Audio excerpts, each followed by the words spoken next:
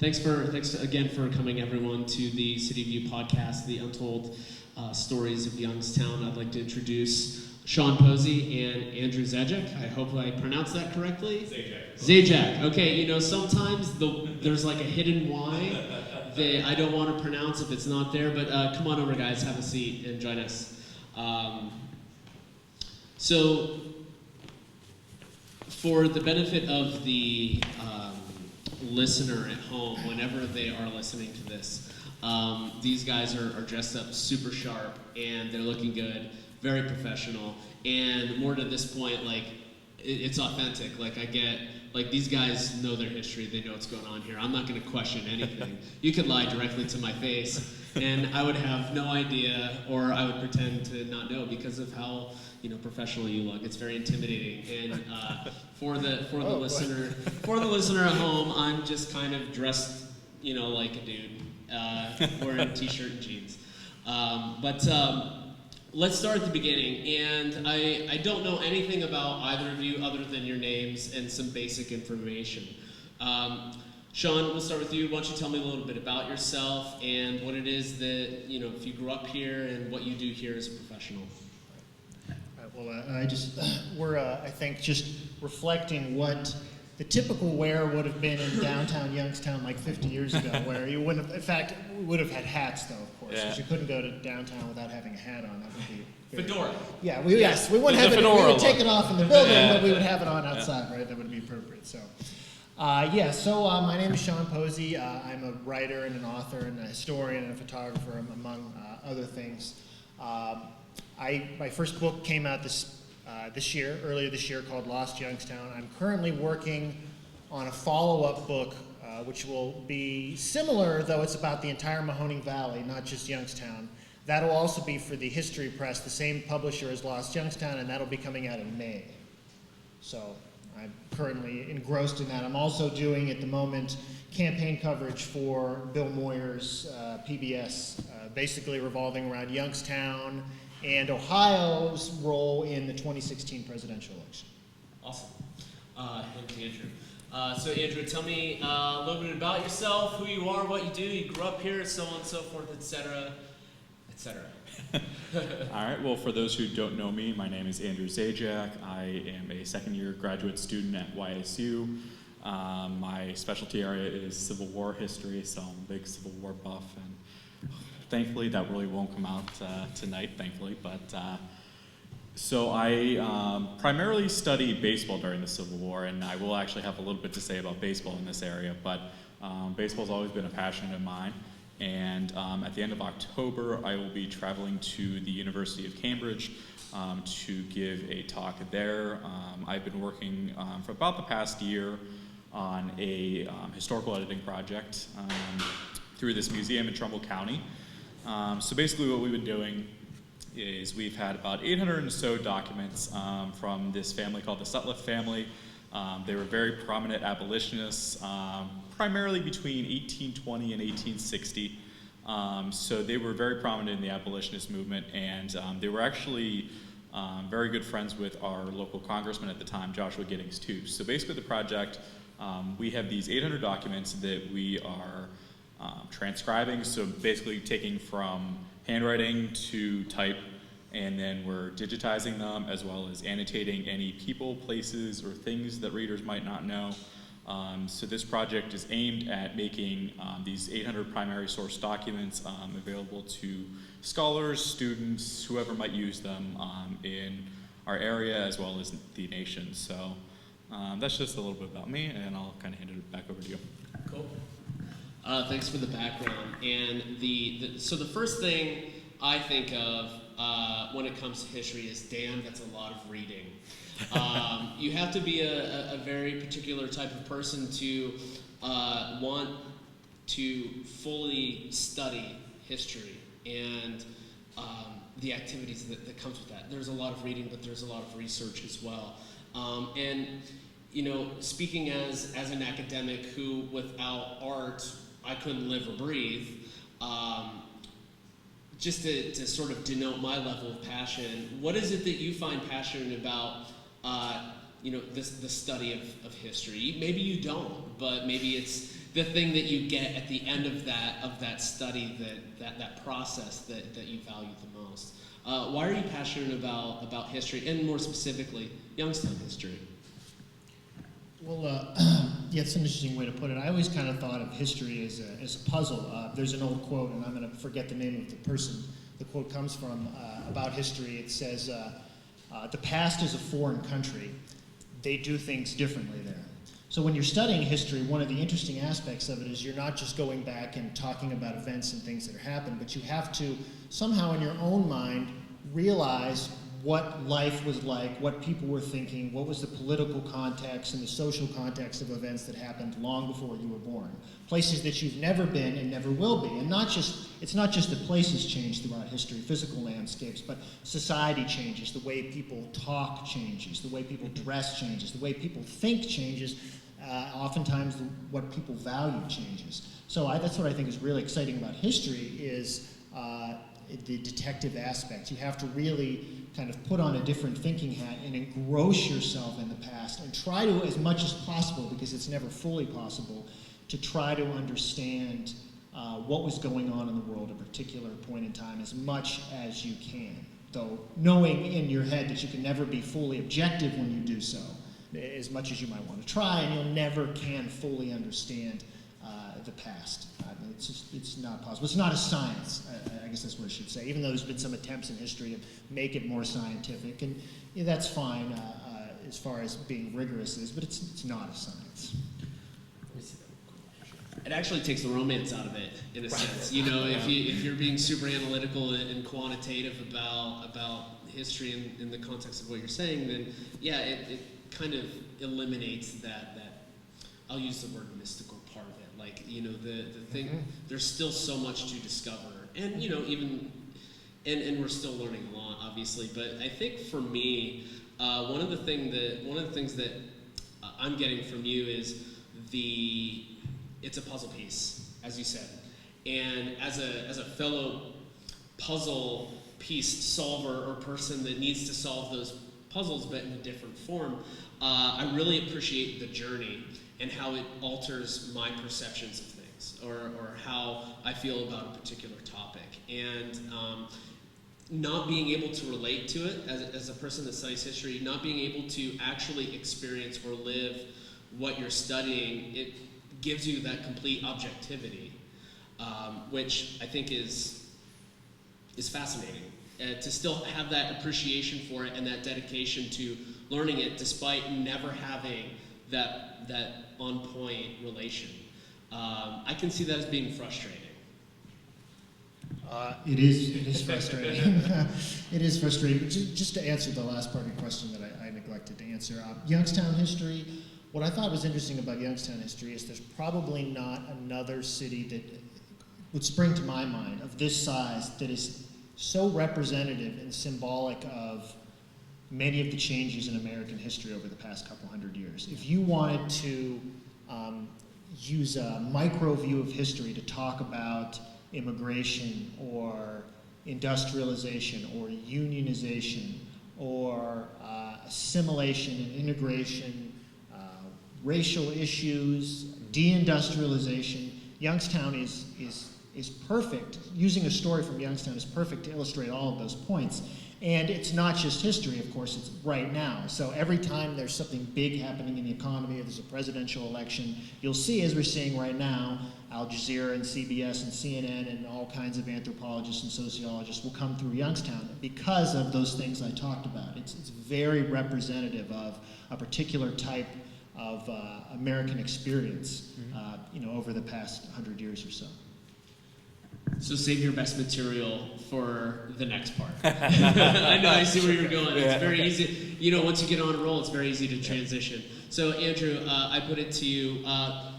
What is it about the study of history that you're passionate about, and more specifically, the history of Youngstown? So I think a lot of people have, misconceptions about history in general. History is all about what you want to make it to be. And for me, you find your passion within history. It doesn't have to be just X day that this happened or this war was fought, here and here. the cool thing about history is you have you said the puzzle piece, but each puzzle piece that you kind of put in, you still don't quite know what it's going to give you until you kind of put it all together.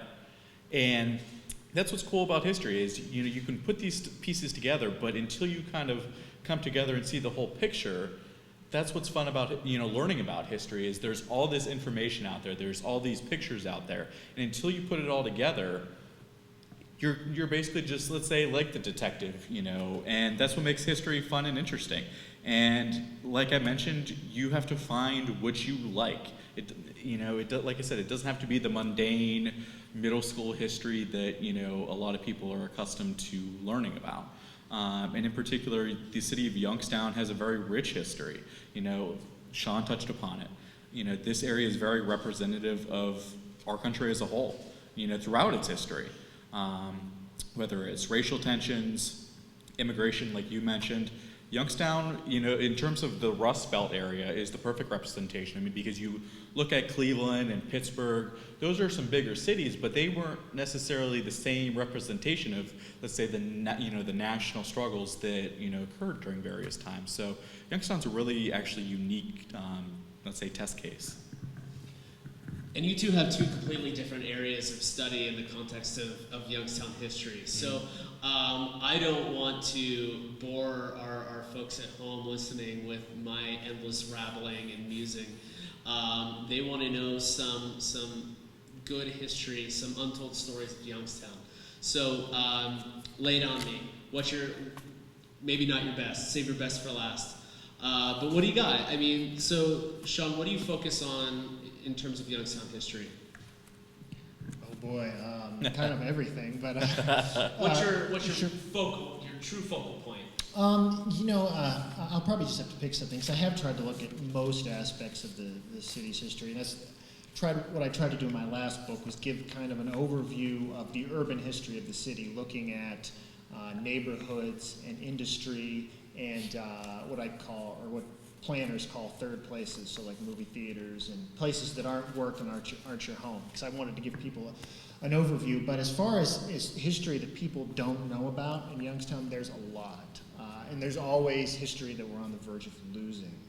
One thing I could probably mention, if you don't want to go too deep, is related to my current research, is what a vibrant theater culture Youngstown once had. And when I say theaters, I don't mean just motion pictures, but also going back to the area of the vaudevillians. Performing arts. Right. Yeah. So if we would go back 90 years ago or so, you could go down to East Federal Street to the Park Theater and see John Barrymore on stage, or someone like that. You could go to the Park Burlesque and see the biggest burlesque dancers in the country and see comedians like Red Skelton on stage. Can you go back to the burlesque? Yeah, sure. I can talk about that for a long time. No, keep going. I'm sorry. The Warner Brothers were from here, and the Warner Brothers grew up, for the most part, in this area. Their introduction to the theater business really came in Youngstown. The thing that sparked Sam Warner into getting interested in film in general was seeing the Great Train Robbery at Idora Park. So the beginning of the greatest empire really in motion pictures, the Warner Brothers, has its roots here in this area.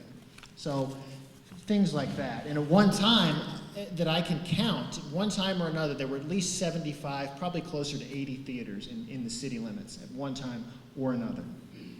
Just in the city limits of Youngstown. Right. I suspect it's more than that, but those are the ones that I've been able to pinpoint.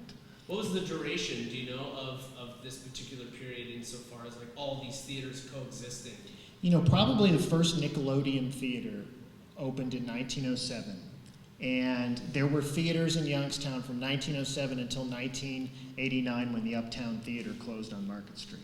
So for 82 years, you had movie theaters of one sort or another, from the very basic Nickelodeon, where it was really almost dangerous to be there. They were poorly ventilated, fires broke out routinely, there were shady characters hanging out there, all the way through some of the best movie palaces in the state. The old Warner Theater is still here, so you can see it there, but of course, very near to us used to be the Palace Theater. Right next to it's that parking lot next door to Stambaugh. One time, what is now a parking lot, was one of the nicest theaters in Ohio. Easily the Palace Theater, which showed vaudeville. They had a room underneath in the bowels of the Palace Theater that had wash stalls for horses, because the stage during the era of vaudeville, they actually had live animals on stage, including horses. So, I mean, there's a million stories like that, but Youngstown has a terribly rich theater history, and a lot of it is forgotten or very near to being forgotten. So how do we resurrect that? You know, that lineage, that history, particularly around the theaters and the performing arts. Can we?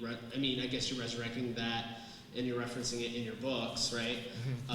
Yes, I have not read your book. I'm sorry. I've been busy. I have a lot of books to read. It's on my list. He's giving me very dirty looks at the moment, everyone. No, I'm teasing. He is disappointed, though. You know, is there a way that we can sort of, you know, getting back to the point of like resurrecting like this rich theater history and calling attention to that? Because, you know, I've only been in this community for 5 years, and it's very easy for folks to dwell on the negative things and what they've lost. Insofar as the steel collapse, and you know that's comes along with the territory of the story of Youngstown. But highlighting parts like that it's fascinating. You know, to think that Youngstown has roots in, like you said, the Warner Empire and essentially Hollywood. It's crazy. Okay, so coming back to that.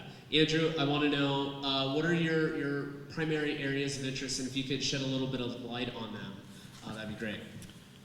All right, so I'll give you just kind of a small, you know, overview before I kind of dig a little bit deeper, but I'm very much like a social and cultural historian, so I'm interested in looking at what were people actually doing. So kind of similar to you looking at, you know, theater culture, you know, that's kind of what I like to dig into.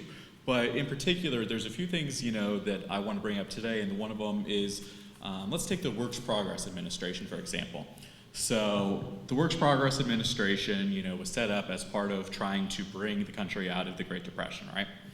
So in, you know, 1935, Works Progress Administration starts out, and about 955 local men join. Fast forward to February the next year, and you already have about 7,400 people joined. By a few months, you know, you're at about the limit, which was about 8,000 people.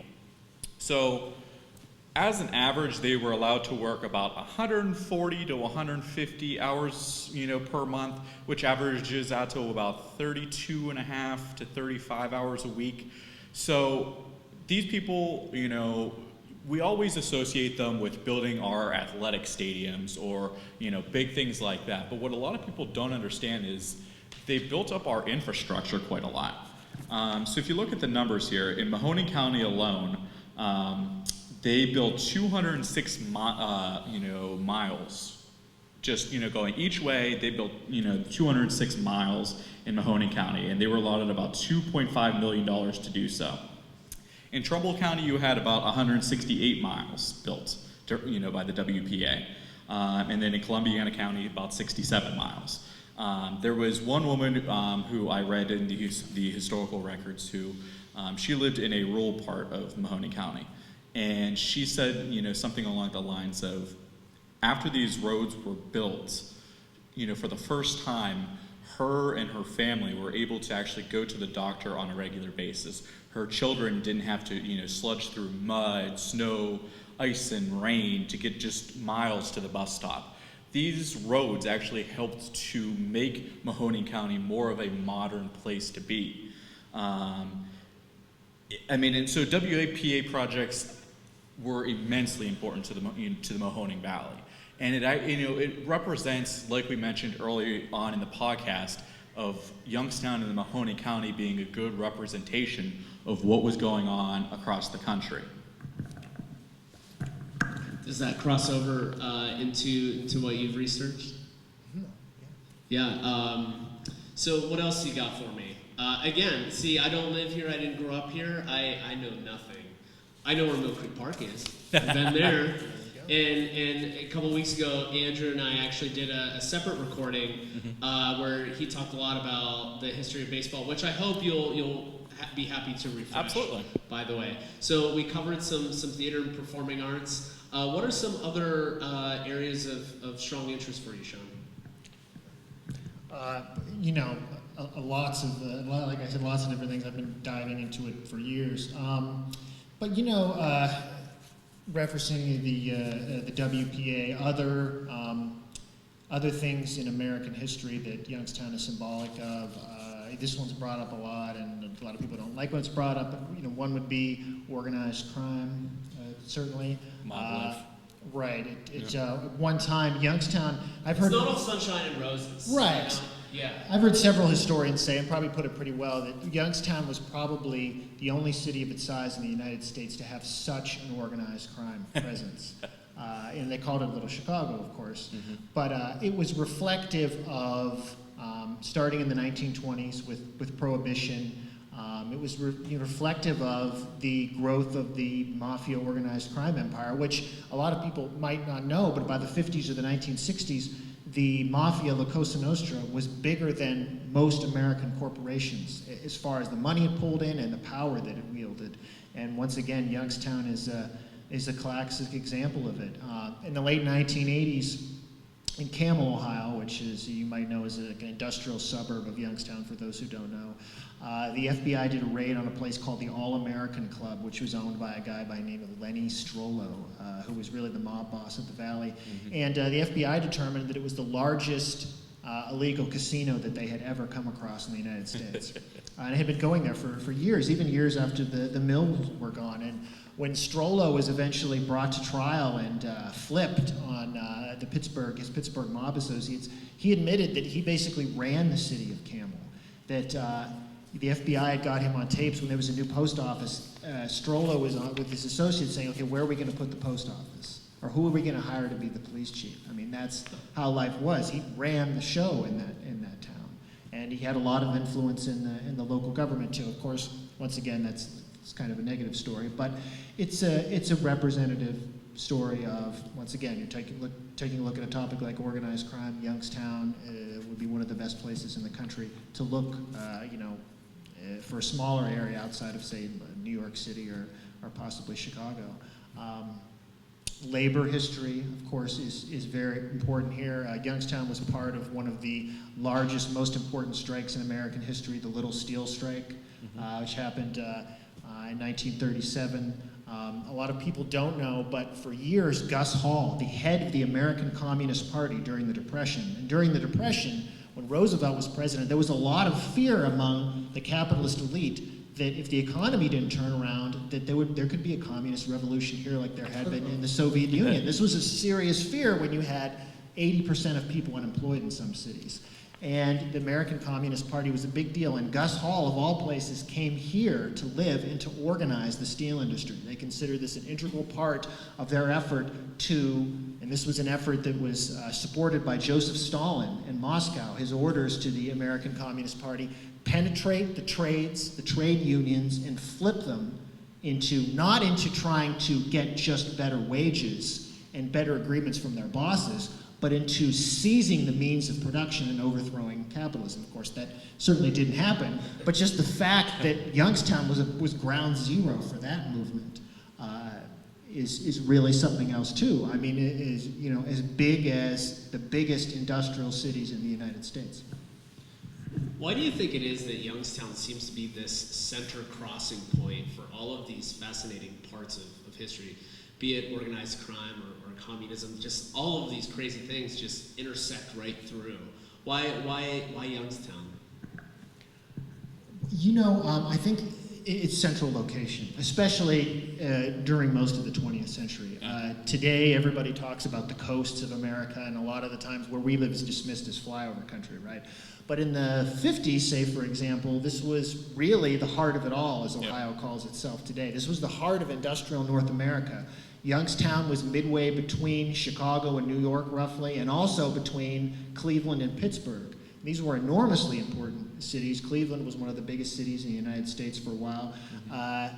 All kinds of transport trade came through this area, trucking, shipping, all of the big band, musical acts, and touring road shows during the area of live theater all came through this area, so much so that Youngstown audiences were kind of used as a typical example of an audience that you might have to face, a notorious rough audience here in this part of the country. So I think this central geographic location made Youngstown a bigger player in the country than it should have been given its size. I like the idea that Youngstown is this center point that we've been talking about. And I kind of want to switch gears a little bit before we get back into some tales of history. As historians, do you often reverse your thinking and become sort of futurists and think about, well, this is where we've been, this is where we are now, where are we going? What's the Youngstown of the future look like?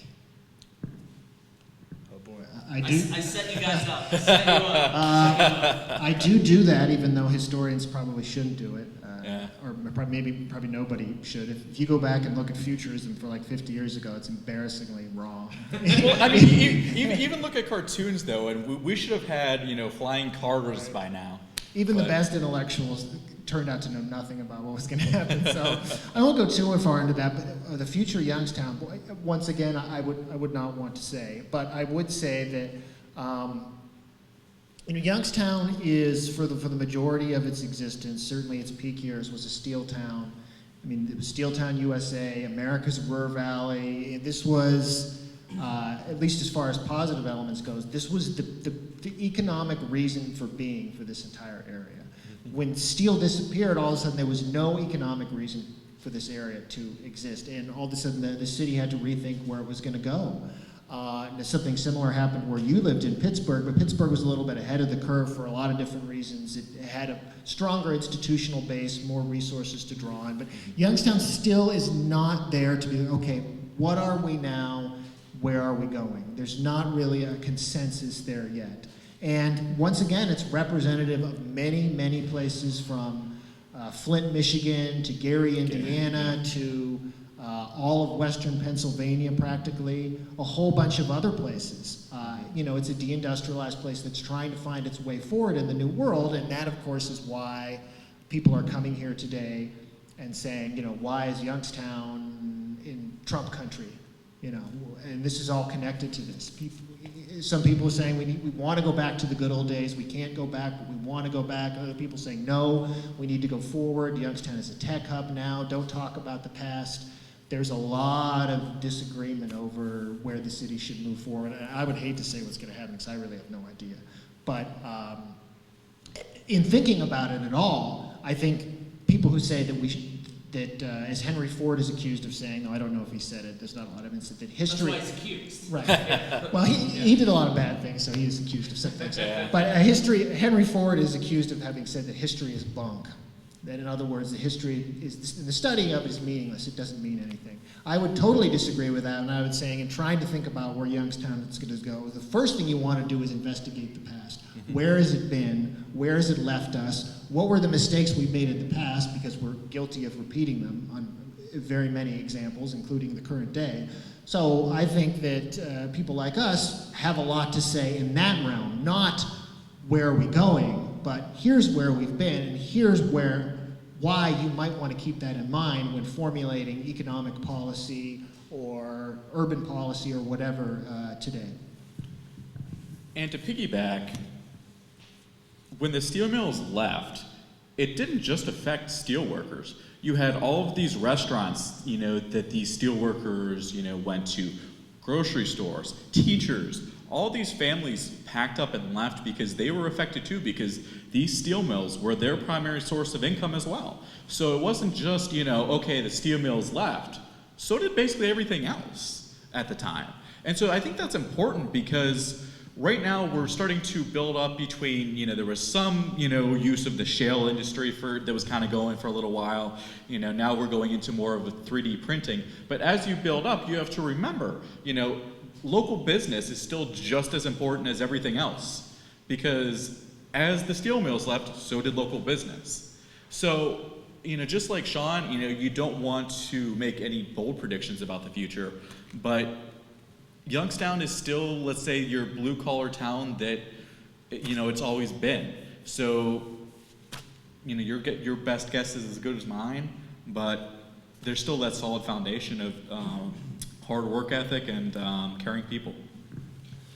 And that's why I ask. It's about that base, that hard work ethic, caring people, and determination and tenacity. And those, if you look at the entire historical narrative of Youngstown, you can pick apart these core principles, these founding tenets that essentially give the city its spirit, be it in the past and even now.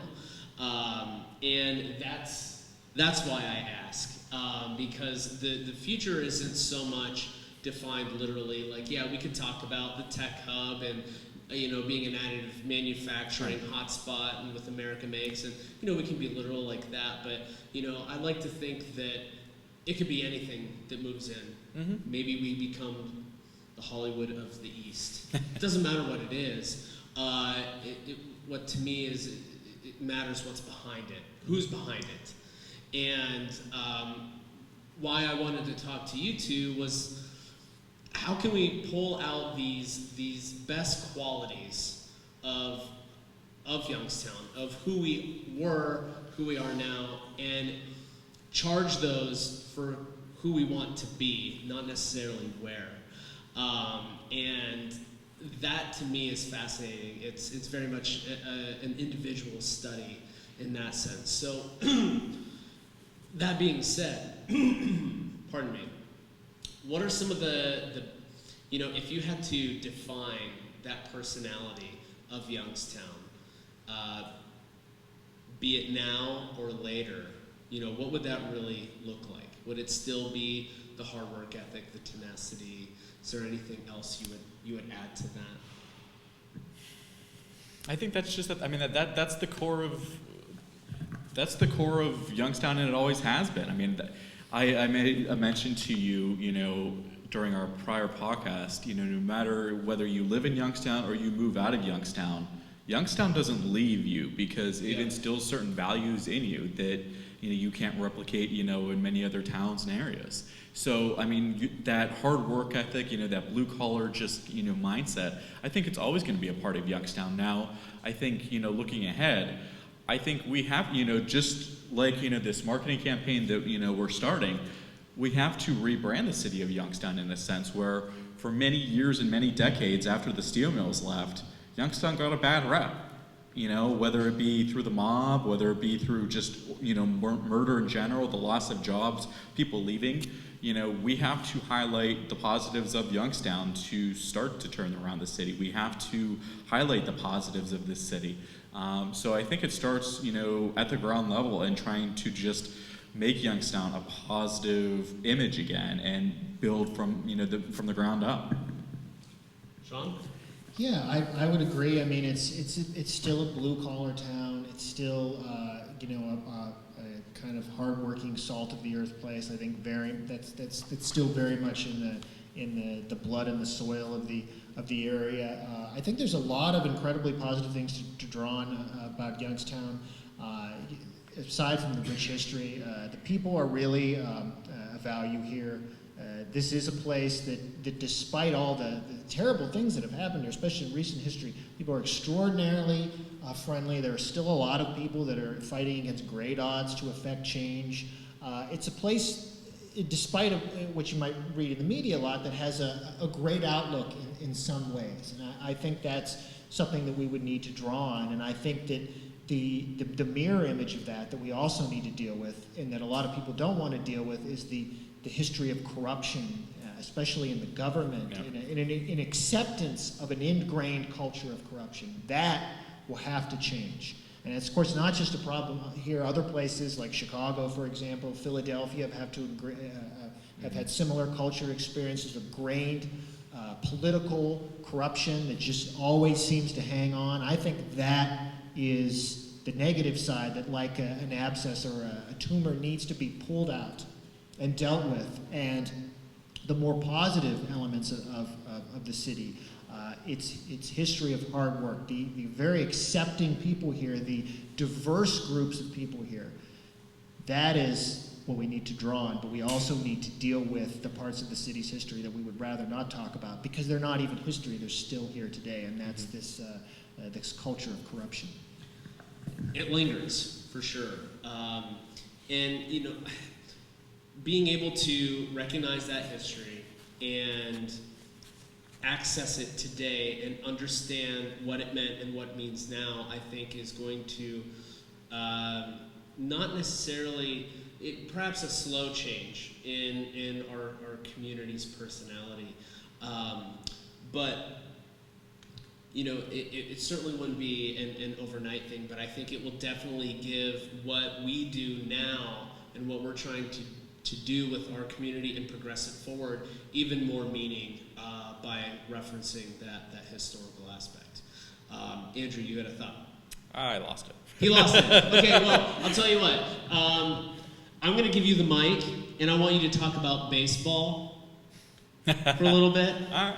Okay, or any other topic that you are very passionate about. I'll say baseball for okay. last. And then Sean, I'll give you the same opportunity as well. All right, so I'll kind of gauge you. All right. Sure. Yeah. Would you like to talk about Idora Park, or would you like to talk about maybe politics? I mean, because we kind of already touched a little bit about politics. So I mean, I'll kind of leave that up to you. Idora Park. All right. Yeah.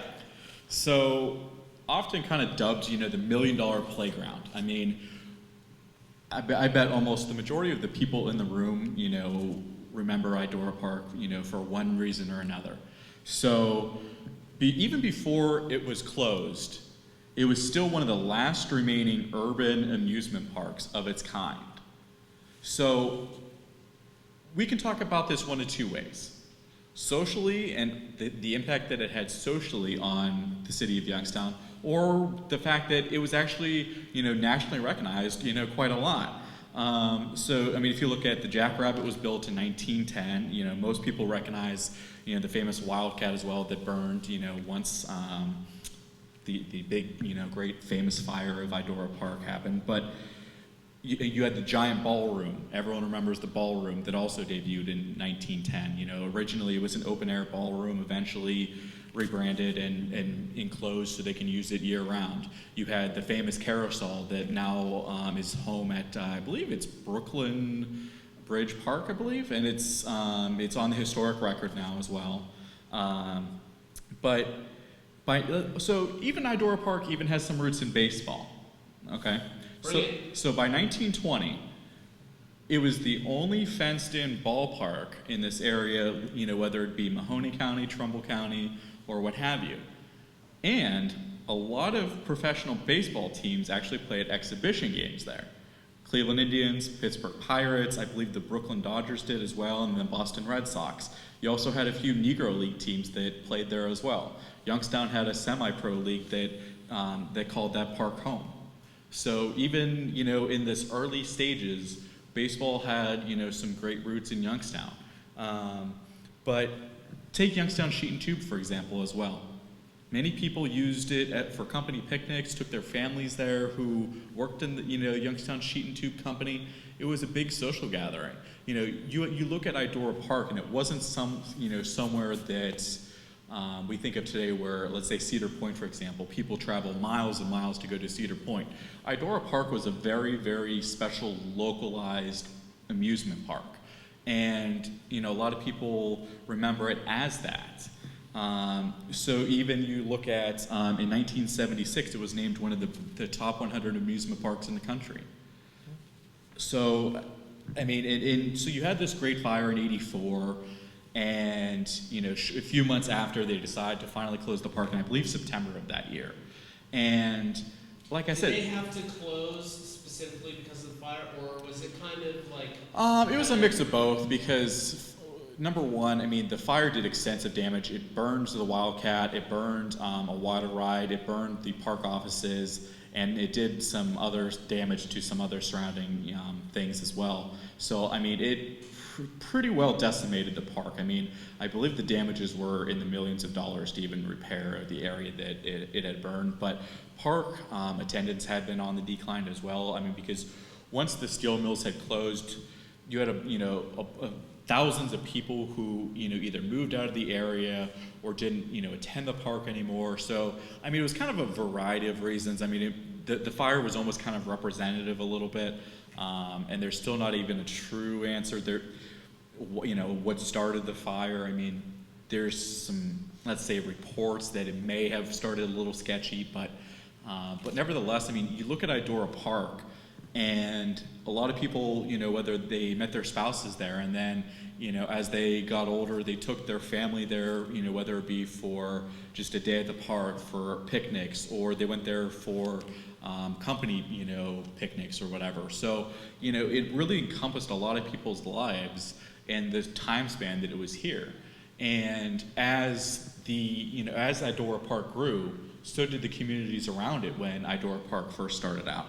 So, I mean, you look at Idora Park, and I mean, it played a fantastic role on the city of Youngstown. I mean, whether it be baseball, socially, economically, you can't really say enough about Idora Park. I don't know if you have anything to add about that, Sean. But I think you touched on it all, but that was that was a pretty good synopsis of the park and its historical importance. So let's talk about just talk to us. Give us some history, Sean. Yeah. Oh boy. Okay. Maybe we can talk about how the city has changed. And then we can talk about downtown. You do the walking tours downtown. Start there. Yeah, actually, the person who does that is Mark Paco, who's actually here in the audience with the Metro Monthly. But the last tour that he did, he invited me to come as a speaker. He's been doing the downtown kind of architectural tours for a very long time now. I don't know how long, but for a while. We did one of those that he dubbed "Not Your Father's Downtown Tour" just this past summer. Shameless plug. It was really perfect because it was really like your grandfather's downtown tour or great grandfather's, depending on your age. But so the downtown has kind of been the center of the revitalization of the area. If we would have gone back, say, to 1992, we could have walked up and down the downtown, and it was a graveyard, basically. As people who remember the area will tell you. I mean, it was done, and turn the light, last person in downtown, turn the lights off before you go home. Yeah. So that's changed a lot now. I mean, we're sitting here in the Erie Terminal building. You have all these restaurants and the business incubator and all of these things down here in downtown that did not exist. And the downtown has really been revitalized, but it's also changed a lot too. So you have a lot of urban planning groups, students who are coming down here to study Youngstown, try to figure out, well, what should be done, what could be done next with the downtown. And I think that's an interesting discussion. I think history has a lot to tell us about that too. At one time, if we go back to the 50s or even the 60s, especially the 50s, if you lived in Mahoning County and you wanted to shop, you came downtown because there was just nothing else until the Greater Boardman Plaza opened in 1953. I mean, it was all down here. You had to come downtown. Mm-hmm. Over the next 20 or 30 years, it changed, and now you pretty much have to go to Boardman or someplace like that, down 224, which when my father grew up was nothing. I mean, there wasn't even a traffic light out there. So the downtown is never going to be the retail hub again of Mahoning County, but what can it be? What can it be? What could we do downtown to make downtown better? What's the right mix of businesses that we would like to get downtown? What do we do with these missing teeth in the urban fabric, like where the Paramount Theater was? Hint, don't turn it into a parking lot. Where the Crest Building was? Hint, don't turn it into a parking lot. Think about that. I noticed a common theme here. Right. And think about that and be like, what do we want to do to make downtown inviting, especially for people who are walking? And, one of it is not to put up parking lots on West Federal Street, not to hit this over and over again, but that would be one of them. And we could go back and look at the urban planning history of the downtown, and a lot of mistakes were made. Mm-hmm. And I would encourage people, planners today, who might not know anything about it, to go back and revisit those mistakes, not to make them again, but to say, okay, what are we going to do with downtown next? What's the next phase of downtown? You know, one of it is we want people living down here again, right? And this is what NYO, whose building we're in here today, is trying to do. Fully activate the downtown 24 hours a day, so it's not people are here from 9 to 5 and then it's a ghost town, or it's a ghost town on the weekends too. Have people living down here, have people coming down from YSU, and so the history of urban planning in Youngstown, I think, could tell us a lot about what we might want to do planning-wise next, in next phase, you know, Youngstown 2.0 or 2.2 or whatever you want to call it. It's kind of funny that you mentioned the poor planning mistakes that were made, because Idora Park also had the same problem where once they got so big, they couldn't expand anymore. And that was kind of one of the, let's say, knocks on Idora Park was once they got to a certain size, they couldn't expand. And I think if they would have had room to expand, I think the park, you know, could have even taken off even more. But that's just another, you know, planning mistake that did occur that we have to learn from. Right. Yeah. I mean, it was. I guess it was. You know, it's probably primarily built to get people to ride the Park and Falls trolley car line and to buy property around it. So I don't think anyone thought it would survive long enough to have an issue with, hey, you're stuck in a neighborhood and we can't expand. But that's an interesting thing to bring up. So we're kind of edging on our remaining time here, and I wanted to ask, and this is a future-based question, actually, where you're headed next with, so you've got another book coming out, and Andrew, you're going to jump across the pond and do some presentations. Jumping across the pond. But if you can, shed some light on your book, on your presentation, and then what comes after that. You know, you have an endless supply of topics and subjects that you can research and read into and fully explore. What are the things that are sort of capturing your attention now? Okay. Well, I'm working on this book. I have to devote most of my attention to it. Andrew is going to Brexit here shortly. Other than that, I mean, I'm going to put this book out. The book is going to come out next May. It's going to be about the theater culture of the Mahoning Valley, starting from around the time of the Warner Brothers through the drive-in theater era. Hopefully, I think people get a lot out of that. I'm also, at least for the next couple of months, working on the presidential election, writing for Moyers. Not just through an Ohio perspective, but trying to give an Ohio perspective to the election, or at least trying to answer some questions. When the election is over, regardless of who wins, what is going to become of places like Youngstown, Ohio? Because as we often get so very much, candidates will come here every 4 years and, hey, we need your vote, we're going to do this, we're going to do that. And then we don't see them again for another 4 years. 3.5 years. It's short now because the election cycle is longer. So I'm trying to push out the perspective of the heartland of the Rust Belt, which often gets ignored for what's going on in the coasts here in this presidential election. Be like, okay, pay attention to this country, this part of the country, the other 3.5 years, and not just when it's a battleground state for 6 months. Yep. Just to touch upon politics, because I was talking to you about it, you know, before the podcast, is, you know, presidential candidates in Youngstown go back even to 1960. You had, you know, JFK, who visited Youngstown 2 days after his famous televised presidential debate. You had anywhere between 20,000, 60,000 people pack downtown Youngstown. You know, estimates depends on who you talk to, but I mean, so even going back to 1960, you know, you have presidential candidates paying attention to Youngstown, but so like I mentioned, I will be traveling across the pond. I will be leaving the States on October 26th. But after that, I finished my master's degree this coming spring. You wanted me to talk about baseball, so I'll be kind of brief, but right now what I'm studying is the rise of baseball during the Civil War, and why it was during the Civil War that baseball basically became, you know, the national pastime of America, and what it was about the Civil War that made baseball take off. I don't know if you were kind of raising your hand. And are you going to focus on this area too?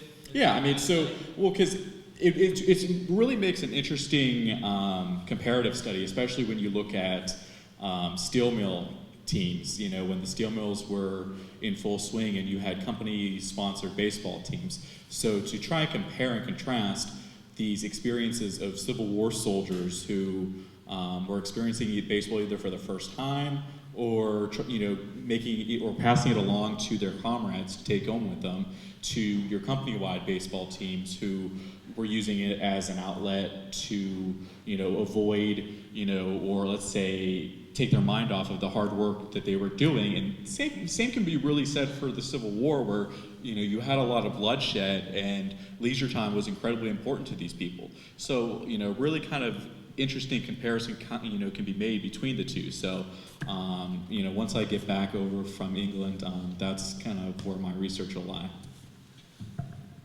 So you'll put out a book with a foreword from Sean. Sounds good. Yeah.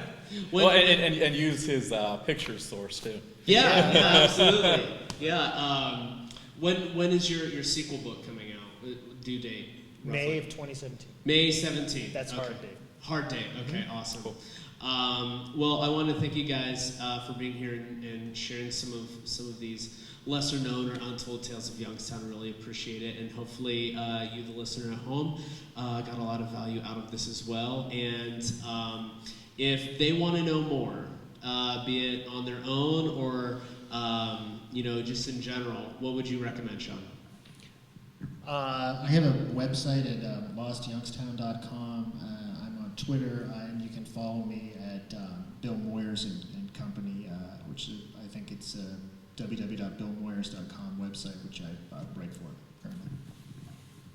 I'm on Twitter as well, just my first and last name, Andrew Zajack. I'm always checking my email, so azajack@student.ysu.edu, because I'm always willing to have a historical talk. But I mean, in terms of books, I mean, there's so many, so it's so hard just to say, hey, you have to read this one book. Start with Sean. Aside from Sean's. Yes, you have to read my books first. Yes, thank you. But I mean, if you're going to read one book, gosh, I don't even think I could pick just one. I mean, because I would end up giving you 5. So before I make this podcast longer, I'm not going to do that to you. So I'll have Andrew put together a bibliography, and we can share that online, so Yeah. you guys can check it out. Thanks again for being here, and we'll check in with you soon. Cool. Sounds good. Take Thanks. care, everyone. That's it.